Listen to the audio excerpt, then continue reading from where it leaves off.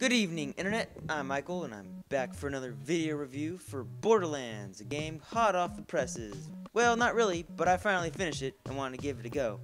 I got it for free anyway, so thank you, PlayStation Plus. Borderlands is one of those games where it seems like a bunch of people with good taste made a game finally. It's got a familiar setting of first-person shooter, the loot of Diablo, and the RPG leveling system seen in a wide array of titles. Putting these all together was a no-brainer, and it's puzzling why no one has done this earlier. Despite having a bunch of familiar pieces from a few genres, Borderlands feels wholly unique and is a total blast to play. No one at Gearbox bothered to tell a meaningful story, so I'll spend just as much time on it. 4 vault hunters are on a mission on a planet called Pandora to open a mysterious vault. That's about all you get. It's embarrassingly terrible, even though some of the writing is genuinely funny. You might not even hear some of it, since it always comes over when you're doing a mission. Exploring Pandora is where Borderlands shines. Gathering shields, mods, and guns through the randomized drops to your enemies or crates always ensures you have something to scout out for. Finding a gun with all the green arrows is a joy, since you finally get to try a new firearm that might have electricity, explosive powers, or any other randomness that the game provides. Given the millions of combinations, not bazillions I guess, this could theoretically go on far past your probable playing time. Speaking of playing time, Borderlands is packed with content.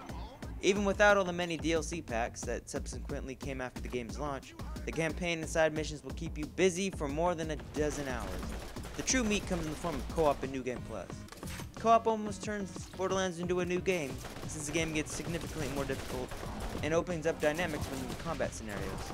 The 4 different classes all bring something different to the battlefield and freshen up every fight, especially since if you are working as a team, you can help each other out and survive better. Team that kills together stays together, something like that. I don't know. Some games are easily better with more people, and Borderlands is definitely one of them.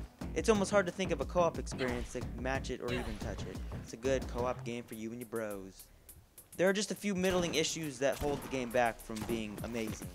The second wind mechanic when you die is a neat idea, as netting you a kill revives you, but the screen goes far too dark and severely limits your movement, making it pretty frustrating to knock out a headshot just to get back alive. Driving also feels like the drivers are constantly under the influence due to the odd controls, and the map and waypoint system can be a little confusing. These quarrels are small, but you have to deal with them a lot, and they get harder and harder to ignore as you keep going.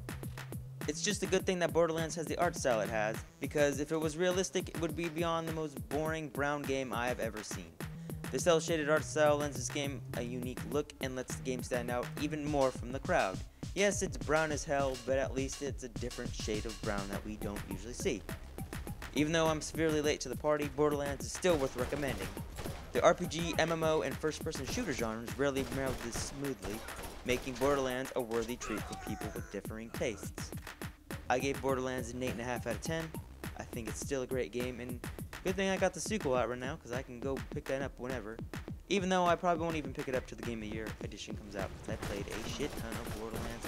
The full review of the text is on the site if you want to play it, but chances are you've already played it, so if you want to read it, that'd be cool. I don't know. I'm not your mom. Oh, and Claptrap's awesome. Didn't mention that, but he is hilarious. Alright, thanks guys. Thank you for watching.